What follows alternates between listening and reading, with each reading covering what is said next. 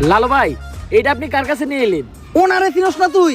উনি অনেক বড় তান্ত্রিক, এই দেশে ওনার লক্ষ লক্ষ মুরিদ।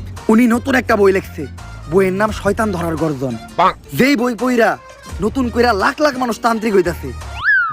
কিন্তু লালু ভাই, আশেপাশে তো কোনো তান্ত্রিক বা মুরিদ দেখতেছি না। আরে ওগুলা তো সব ফেসবুক আর টিকটকে। বাবা, সঞ্জনা নামের এক আত্মারে আমার ধরতে হইব বাবা। আপনি আমার সফল হওয়ার একটা উপায় দেন। যদি সফল হতে চাও তাহলে আমার লেখা এই বইটি নাও, শয়তান ধরার গর্জন।